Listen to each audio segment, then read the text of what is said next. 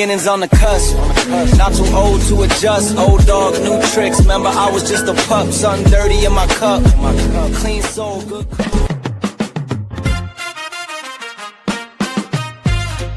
Yeah. Someone got gun on that dirt. Yeah. Yo, if I were podcasting, it would be insane. Knowledge flowing like the sweetest rain. Professor Bear on the mic, spreading wisdom wide. A bear's thoughts, that's my pride, can't hide. With the voices in your ear, changing the game. If I rule podcast. Welcome, and thank you for joining me today. I am Professor Bear, and this is A Bear's Thoughts. Guys, girls, I have been very blessed on doing this podcast to have some amazing guests on here. I've had legends, I've had up and newcomers, I've had just, you name it, I've had it. But I've actually ran across someone that I never thought I would have on my show. And this is a Guinness Book of World Record person. Welcome, Paul Majors. Paul, how are you doing today, sir? Doing fantastic. Thanks for having me. Oh, no problem. So, as we talked off air a little bit, I wanted to know, but I didn't want to find out until you told me. Can you tell me and my audience what you are in the Guinness Book of World Records for? I am in the Guinness World Records for identifying the most WWE themes in a minute with 35. Wow. 35 in a minute? Yes. So wait a minute. So how did they do it? Did they play snippets or how? Yeah, basically, they play theme songs. They play it, and I would guess the song, basically. And it was what it is. Guinness World Records posted this Ross Tweedle from Cultaholic. It was a little over a year ago. I guess he did the record, and he got 20 initially. And I saw it, and I was like, you know what, I could probably do this. I practiced home and got like around 25 or so, and I would practice it. And then I went to the city of Florissant. I was to get it official. They want you to have witnesses, timekeepers, all that. So I went to the city of Florissant, got that all official, and I did it there. I did a couple practice runs, and then the final run, and I got 35. Wow, that is amazing. Now, what amazes me about that, because I'm a lifelong wrestling fan. I'm 52 years old, and I know theme music, but there's no way in the hell I'll be able to probably get 10 in a minute, more or less 25, or come close to your record. Yeah, I was pretty shocked myself. I mean, I knew I could get in the 20 range, but I mean, and it's hard to get I mean, I don't know. It was crazy. Like, I just couldn't believe it. And I was ecstatic and happy. And my friends were proud of me and couldn't believe it. And it was just the process of getting it. I did it actually February of last year. And it took literally just about a year to finally get it approved from Guinness and get my official certification and everything. So yeah, it was a kind of a long process. Oh, wow. So when you decided, hey, I'm going to do this, what was your training routine like? Just basically just going through like playlists, go online, YouTube and stuff like that, Spotify, just playing songs, wrestling songs and stuff, and just listening. Yeah, and I've just been knowledgeable. I've been knowledgeable wrestling 30 years, and the theme music, something that stands out to me, the music, and I've known like wrestlers from, you name it, and groups, this and that, like I said, I go from like, the Stone Cold Shawn Michaels to like Ahmed Johnson or Aldo Montoya or something, I mean, and then I've just fought. So I know like a majority chunk of the wrestling themes and the ones that, stand out to me and I know and stuff like that. So it's just, yeah. I do have a question, because as you probably know this, there are some theme songs they've used 2 and 3 times for different wrestlers. How did you get that? Well, then it did have that, but usually, like I said, I do know, like I've just, like I said, I've known and followed wrestling for all these years, and I've known, like, people have had some of them, their oddball themes or something. Like Stone Cold had the Alliance theme, Undertaker had, they've had corporate ministry theme, or he had his 1998 theme. I've known the wrestlers, like, in their musics, they've had different variations of their themes and stuff. So, man, that is super amazing. And also, you've gotten me to do something that I think I have not done since I started doing this. Once I got comfortable doing the podcast, my first question usually off the bat is, how did you become a wrestling fan? But that just to know that you have done that, what do you still go? Well, let me ask you this question. You're involved in wrestling independence, correct? yes. So when you go, do you get people that know this about you and want autographs or anything? I mean, I don't know. Like my Fed, they do like it. They're happy for me, and they were promoting it when it happened and stuff like that. I mean, I wouldn't say I'm like a famous celebrity. It's a cool thing, and it did when it actually officially happened. It was kind of like had some people notice me, show their congratulations, stuff like that. And I actually got to be on St. Louis Public Radio. I got to be interviewed for the radio, so that was pretty cool. So, I made like a school appearance here at a local school here in Florissant, high school. So I've done like a few things here and there. I wouldn't say I'm like a huge famous celebrity or anything, but I mean, it's got some little things out of it that happened. Well, I was going to say, I mean, you made it to a Bears thought. I mean, you got to understand how big you are if you could make it to a Bears thought. I mean, hey, I'm just saying that's what a little cub told me anyway. I don't, But with that being said, how did you become a wrestling fan? Well, just like I just started. I started. Literally this year be 30 years ago, and basically I stumbled upon Raw one night, and basically my favorite as a kid, seeing Shawn Michaels was the guy I saw, and seeing him, his wrestling and what he did, and he was like my favorite all-around wrestler, say.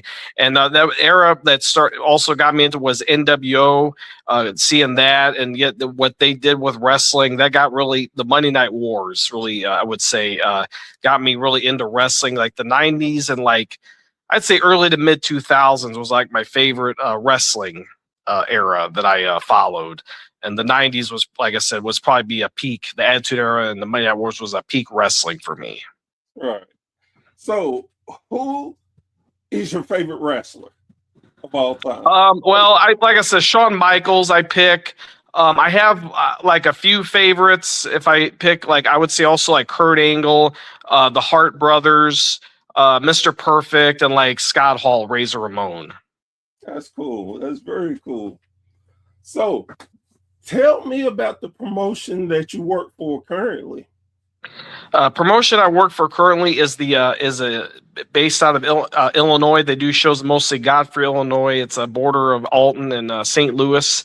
The Midwest Wrestling Coalition.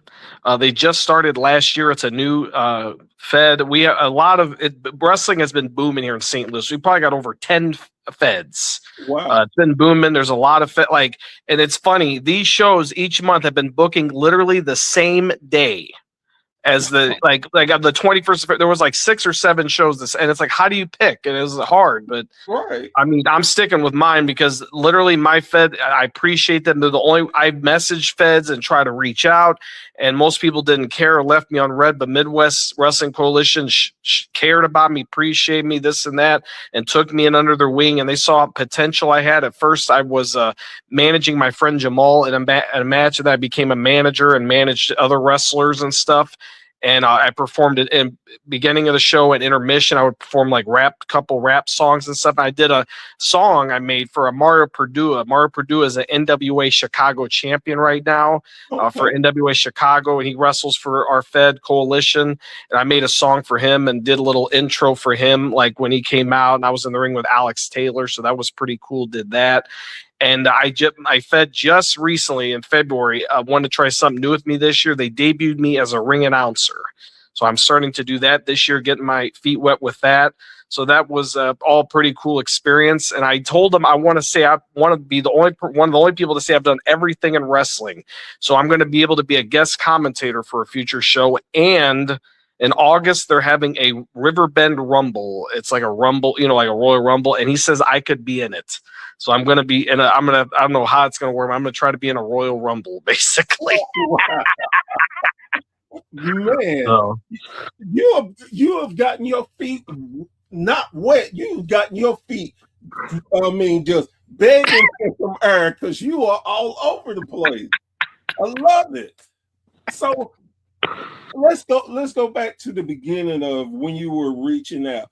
You had no experience at all? I mean, pretty much.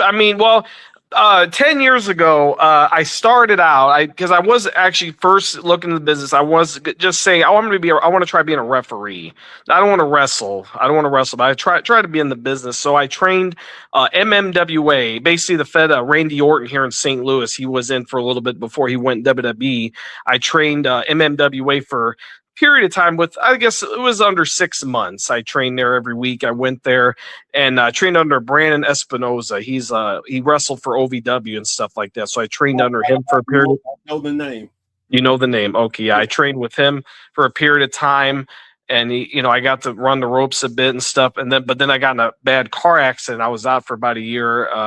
I broke a lot of bones in my body, stuff like that. So I took a break and stuff like that. And then later on, when I got better in the years down the line, I wanted to try again getting in the business. So I contacted Feds, and then this Fed Illinois Elite Wrestling gave me an opportunity to let me be a referee. So I got to be a referee for a match. Oh, also I was a security for a Fed too. The Fed let me be security. So I did that first show. Then I got to be a referee for a show for like a squash match, basically. And then after that, which last year, I connected with an old training buddy of mine, Jamal. We connected again, and he got back in the ring last year. He had an injury, and then he got back in the ring last year. And I said, well, I said, let's try to put ourselves out there, contact all these Feds, see who gives us a chance. And Midwest Wrestling Coalition, he instantly reached out. He wanted to interview us. He put us on basically in the following month, got to be on his shows. And every month, basically, almost, I've been part of their shows. And now, like I said, this year he's used me as a ring announcer. So that's what I've been doing now since February. That is very awesome. What would be your advice if someone, let's say I want to get into it, what would you advise me to do to get in the business? It's not easy. I would say like I said, I did it. I started training. It depends what you want to do. It is hard to get involved in the business. My best bet is try to go to the shows, the indie show, your favorite one or any indie show in your local town. Go go like hours before it starts, or find out when they message the promoter. Find out when they go there to set up the ring and things like that, or and try to get there early and help them out setting up the ring. You got try to go a few times and try to help set up the ring, and then also try to make connections. I feel like connections is what really is important. I think people, they like who they like, and they put over who they put over, and having the right connections matters. So you need to try to connect with who you can. You're not going to probably connect or make friends with everybody, but try to make friends. Because I think when I made my connection recently, my friend Jamal and stuff, I think that helped. And people look for him because he's a wrestler, but I'm with him and stuff, and I got to manage him. I got to be with him. I got to show up for other Feds and appear with them because of him. It wasn't for that, I would have only been with Coalition. So I actually got to do Pro Wrestling Epic, Glory Pro, which is like the top promotion in St. Louis. And I got to do IWA in Illinois. So I got to do other Feds it helped because of my connections with Jamal and this other wrestler Bax, who wrestles Pro Wrestling Epic. So having the other connections helps if you want to get involved in the business. So I would say make the connections and show your effort and show up and care and help them set up the ring and see, and then ask the promoter afterwards and see. And I would try a few times or so and see, and if they you go all the time and they're not going to do nothing, then you may have to move on. I mean, some promoters, because I went MMWA where Jamal was wrestling last year, and the guy, so he was going to put me on, he never did. And so it just depends. The promoter has to like you and want to put you on too. So, but you do the best you can, I'd say. And I definitely take it. Don't take no for an answer just because one promotion says no. There's other promotions out there that may say yes. Yes. That's so cool. What is the biggest thing that you still want to accomplish in wrestling that you have not had a chance yet? Well, I guess I would say the two things that I'm going to do this year with my Fed is I want to commentate at least once, either for a match or a show, commentate a couple matches, say that I did commentary, and then I want to do that Royal Rumble in August to say I was in a match. And I feel like that will complete the everything I've done. I could say I've did everything in wrestling basically. And my next dream, I have been applying since this past month. I try to apply every week. I've been applying for WWE. That's my next dream. And having all this stuff under my belt, I feel like I have possibility and potential that maybe, they would call me up for something. I mean, they could use me as an extra for security, or maybe even a referee. They need a referee, or I could be a manager for some. Even if it's NXT or Evolve, I don't care. I just like to be on the show of anything. I don't care what it is. If it's in front of 10 people on Evolve, or 100 people NXT, or thousands on Raw, or 50,000 WrestleMania, I don't care. I just like to be a part of their show. And I think that's mostly everybody's dream. We all have that end goal to be what we think is the top. Now, for me, at the time, I always wanted to be in NWA/WCW because that's what I grew up on. And I used to think, man, there's no ultimate. Now, don't get me wrong, I love WWE, but it was more, I grew up on WCW, NWA. So for me, I was like, oh, that would be my ultimate dream. And now, to be honest, I guess my ultimate dream is just to be more known as a podcaster. I got a chance to step in a ring. Matter of fact, I stepped in a cage match. It was all cage match event. That blew me away. Getting to come out and having my theme music. Now this is something that I've ran across. I don't know if you have the privilege yet, but have you been able to come out to the ring and get that tunnel vision? You said tunnel vision? Yes. I mean, I'm not sure exactly. I mean, let me explain it to you. So when they hit my music and I walked out, of course I heard the crowd and my music, but then it went away. It was like a tunnel. I couldn't see anybody. I couldn't even hear my theme music. wow. And just going to the ring, giving high fives, and I couldn't tell you not one person's face because Wow.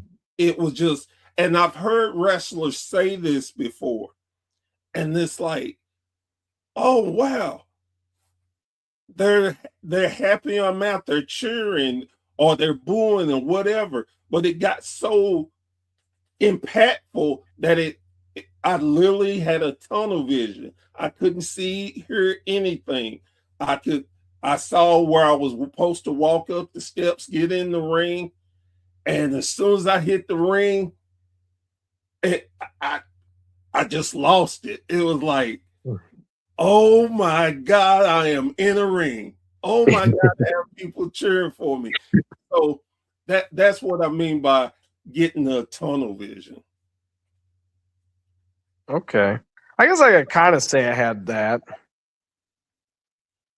And Yeah. and for me, that experience, just to be able to say, "Hey, I was in a ring, I was in a storyline," because like you are, I can't do the bumps and stuff, but it was like, wow, this is as close as I'm going to get to being in a actual match, actual storyline. It was so amazing. So, what has what's something that you found out about the business that you did not know beforehand? Something I didn't know beforehand. Um uh well, I guess when I first about wrestling, like I said, I learned stuff as I get older and things like that about wrestling. But I would say basically how I feel like they do some feds, our feds do have like their like the politics and their favorites and stuff like that. I would say so. I would say finding that out and seeing how that it played out with certain feds and see how they seem to pick who they like or want to make as champion or who they want to put over and stuff like that. I would say seeing how that is kind of played out. Has that uh hurt knowing how that happens? Does it take away from the wrestling for you, or it's just part of the business? Um, I would say, I guess like a little of both. I mean, it is like I'd say, I mean, it's part of the business. Or at the same time, like when when I've been involved in the business, it does irk me a little bit that they do, pick who they, won or something like that. And I kind of wish you would give other people a chance because there's other people who I probably have potential that they're not, trying to give that opportunity to, and I, feel like they could. Yeah. So if you got a chance to start your own promotion, what would be some of the things that you would do different than, and I'm not saying bad or good either way, but what would be some of the different things that you think you may do in your promotion? Um, what I like to do, well, I kind of like what my Fed does. I noticed that kind of followed other Feds here, St. Louis, and I noticed my Fed like they use me as like intermission or pre-show, like you have somebody perform and stuff. And I think it's cool to have somebody perform or get some entertainment, like kind of like WWE like does at WrestleMania, have a band play or have some kind of entertainment. I think it's cool to have somebody perform. I think you should have a mix though. Of like you should have a rapper perform and then you could have like a rock person perform, so you got everybody's satisfied on performing. And I think it is cool. Like I've done some different that feds don't really do here in St. Louis, and it was done in WWE 30 years ago, is I come out and rap the entrance theme for my friend Jamal. I rap an entrance, and this hasn't been done since like PG-13 did for the Nation of Domination for Farouk or for Men on a Mission and Mabel. They have a rap their entrance. I feel like that's unique. So I just think adding some, little entertainment things and stuff like that would be cool. And I've also noticed that WWE does put in, and other feds don't do it, but I've done rap battles, and WWE has been incorporated. They just did on SmackDown between Jelly Roll and Kit Wilson. They did a rap battle, and I think that's cool. And I think that'd be good to incorporate as well, to have a little like when they do promos or something, have like rap battle. So I think of stuff like that. And also, I would like to give, like I said, about people opportunities. And if I see someone showing up multiple times and they care and they're helping and they come to me, I'd be like, okay, well, I'm going to give you a chance.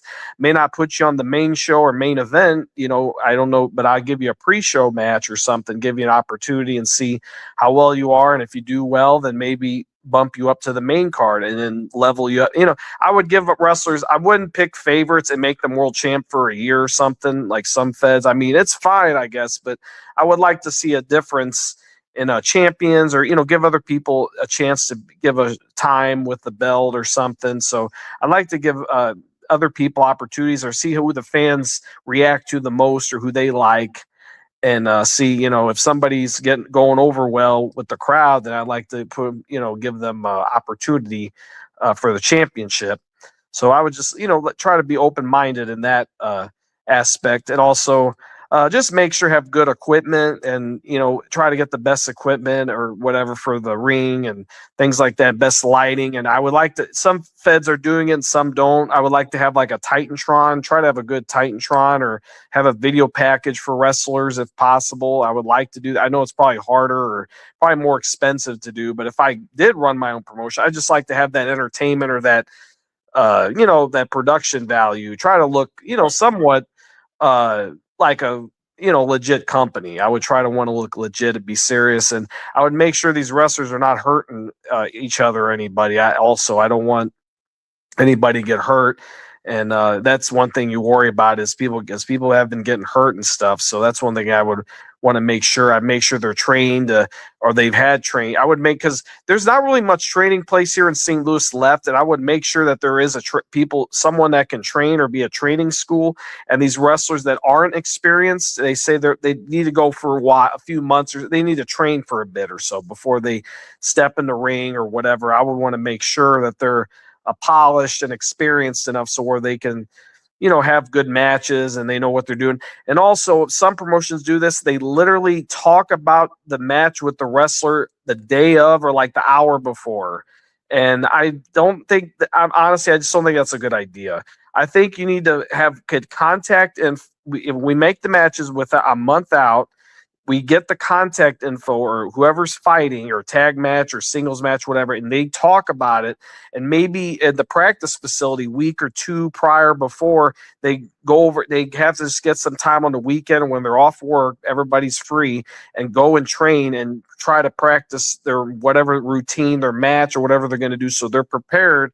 And they know for a fact when they go in there on the event Saturday or Sunday that they are ready and there's not going to be any screw ups, and they practice the routine multiple times and they know what they're doing. So things like that.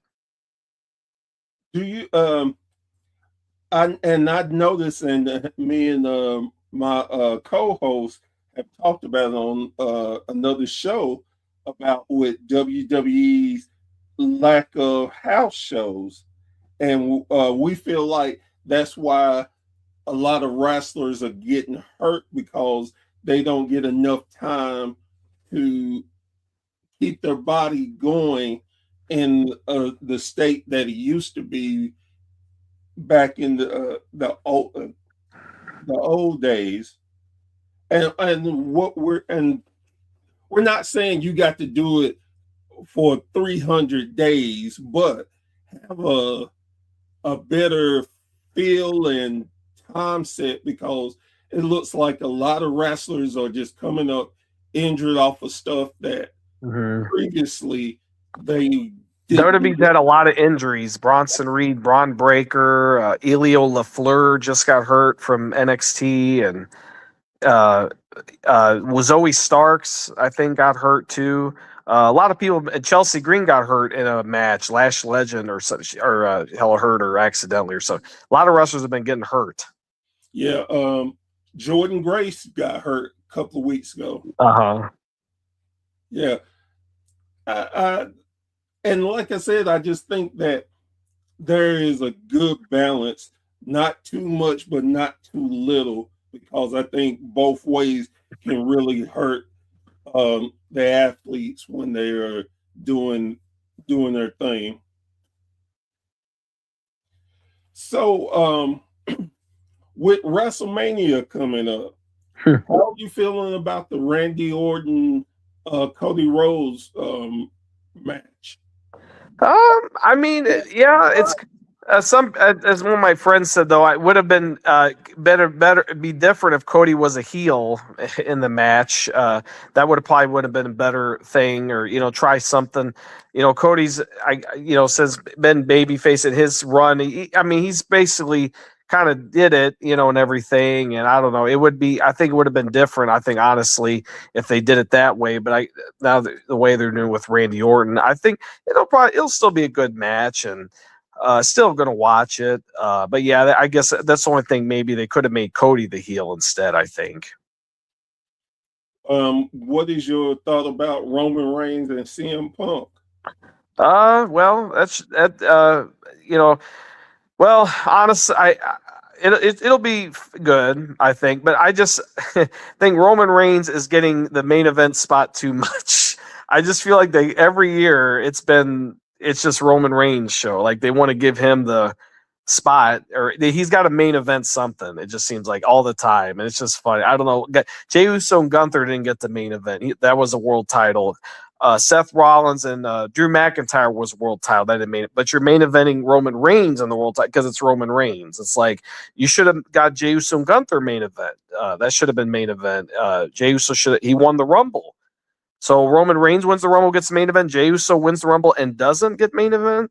That's just my gripe on that.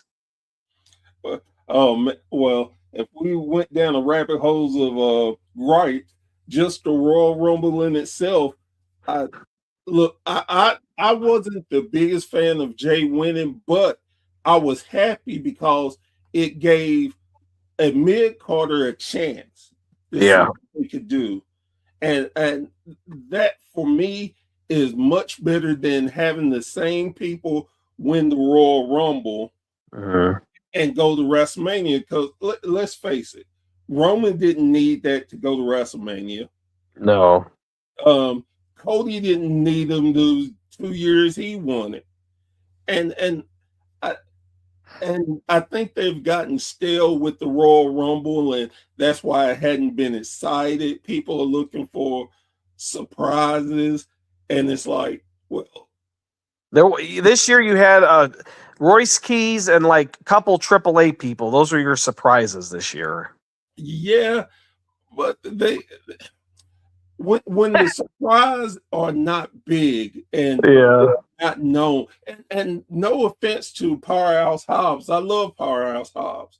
Yeah, but most people who are big WWE fans have no idea who he was. Yeah, and as far as AAA, no disrespect to them, but who give a damn?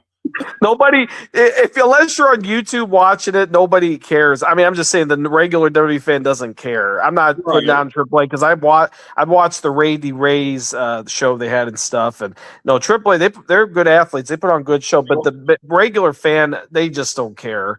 Exactly. La Parka, it was cool seeing La Parka, but I mean, it's not the real. But as a growing up with WCW, I liked La Parka doing the little dance and. So I enjoy that. But yeah, the Rumble to me back in the day kind of meant something. You had shocking appearances. I remember when Kevin Diesel, 2011 or whatever it was, Booker T came back at a Rumble or whatever. Edge came back. Like that was, a big deal. Like that was something. It felt important. Like that was cool. Like that's shocking. And these past few years, it's been a little underwhelming. AAA, no offense, but it's not like, oh my god, like I said, if La Parka, you got Edge and then you got La Parka. I like La Parka, but it's not like over the top. It's not shocking enough. Right. And again, I get it, but sometimes when you keep using the same playbook, it's going to be still and everybody's going to know. So you got to do a better switch up, I think, of doing something new, trying to refresh. But I get too, in the same token, when you try something new, people get mad about that because it's not what they're used to. So it's almost a damned if you do, damned if you don't situation. Mhm. So with all this you have going this year, and would your younger self have imagined that you would have been this far into wrestling and everything that you got to do? No, I would have not thought 30 years ago all the stuff that's happened to me or have done and accomplished. I definitely would have not imagined to be where I'm at today and what I've done. So no, definitely. I liked wrestling as a kid and everything, or growing up, and I just never thought I'd be involved in the business or any way, shape, or form, or have done something like I said, the Guinness World Record. I just didn't think any of this stuff would happen. I just, like I said, I'm kind of been a go getter and just been trying as go for what I can in life and just try and shoot for it. And it's just, yeah, I've just been happy and I'm glad to accomplish that other thing. And I've also put my hand in other things, non-wrestling related, but like I said, I've done the battle rap and rapping. I've been a part of a rap group. We put on an album on Spotify, iTunes. I actually last year retried, debuted a stand-up comedy, tried that. So I've delved my hand and done tried to as much different things that I could do in the entertainment world. So cool.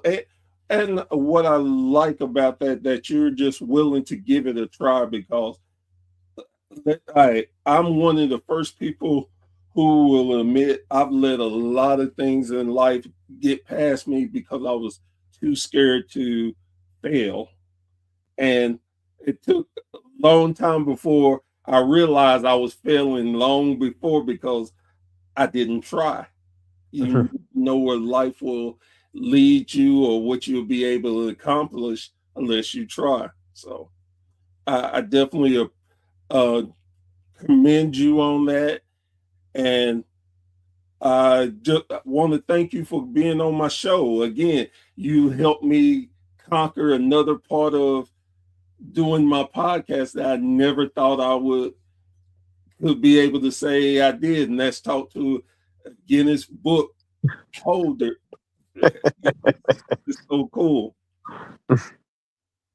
So, man, would you like to give any shout outs or anything before we end the?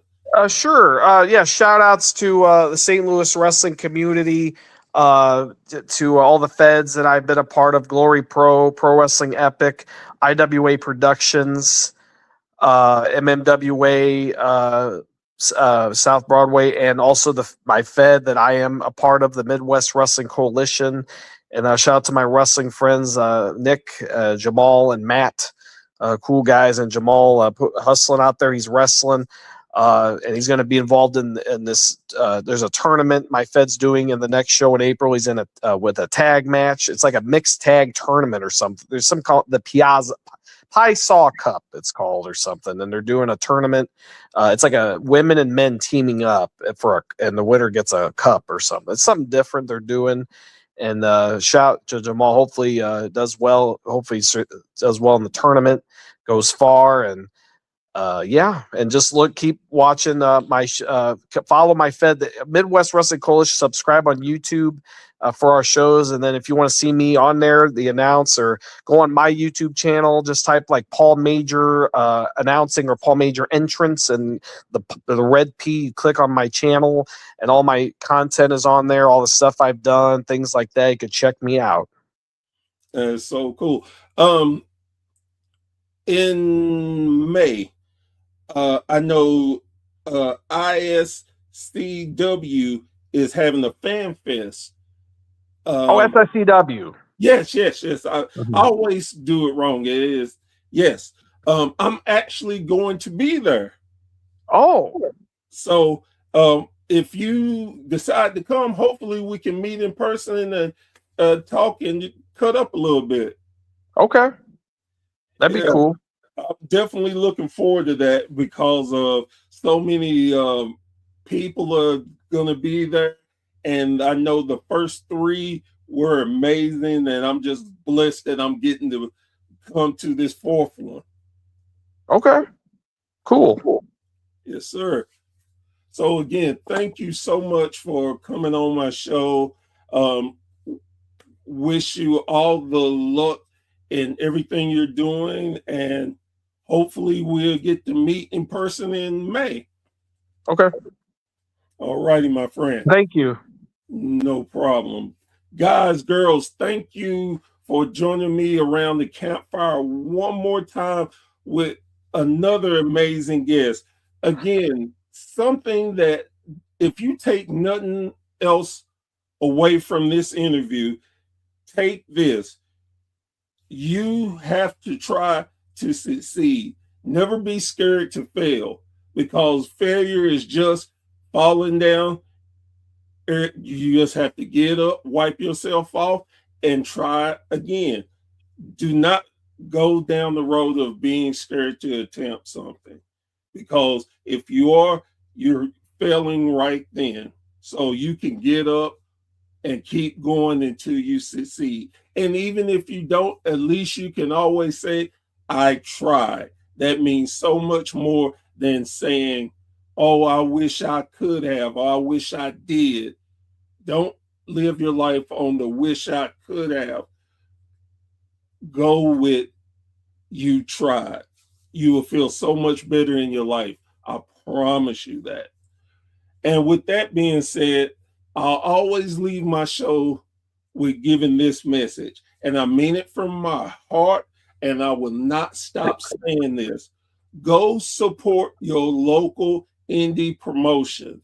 There are so many great promotions out here, but we don't go because, oh, they're not WWE or they're not AEW. They don't have to be, and they can still be great promotion. You get a different perspective that WWE cannot give you. I'm not saying it's worse. I'm not saying it's better. But what I'm saying is it's a feeling that you cannot replicate anywhere else unless you're doing it in the indies. I promise you, you will have fun. With that being said, I am Professor Bear. This has been a Bear's Thought, and we will see you again around the campfire very, very soon. Y'all have a great, great evening.